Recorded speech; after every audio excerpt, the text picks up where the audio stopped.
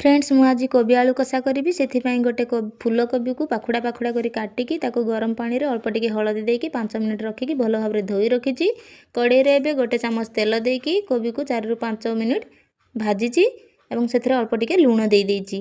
कोबी को तेल रे भाजिबा द्वारा कोबीर कंचा स्मेलटा बाहरी जाए आ कोबी को गरम पानी रे देकी धोइबा द्वारा कोबी रे जहाँ पोक थांती सेटा बाहरी जाए आ मेडिसिन पड़िथिबा समय जो जीवाणु रही था सेटा बाहरी जाए। कोबी रे गोटे आलू को मु फ्राए कर देइची आ से एक्स्ट्रा तेल रे आउ गोटे चामच तेल देकी गरम कर देइची। सेथिरे एबे गोटे पियाज को पकेकी भाजीची।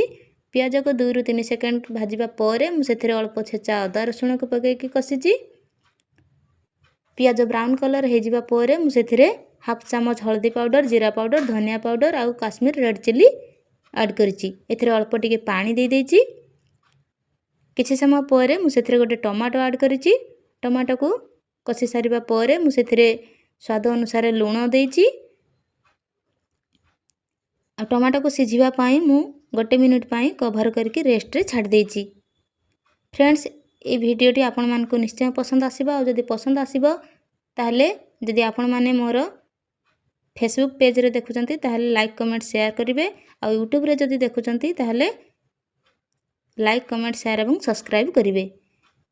2 ରୁ 3 मिनिट पर टमाटो भल भाव में कषि जाइए। ये स्टेज रे मु कोबी आलू मटर को पकईकी भल भाव में कषिची। कषि सारिबा परे मु सेथिरे अध ग्लास पानी ऐड करिची आ कवर करके सिझिबा पई पुणी रेस्ट रे छाड़ी देइची 4 ରୁ 5 मिनिट पई। 4 ରୁ 5 मिनिट पर आलू कोबी कषा हो जाइए। एबे सेथिरे मु अल्प कटा धनिया पत्र को ऐड करिची। आशा करुच्ची ये रेसिपीटी आपण मानकु निश्चय पसंद आसीची। रहुची पुणी देखा भी आउ एक नया रेसिपी सहित। देखंतु आलू आ मटरटा भी मोर कोबीटा भल भाव में सिझी जाइची।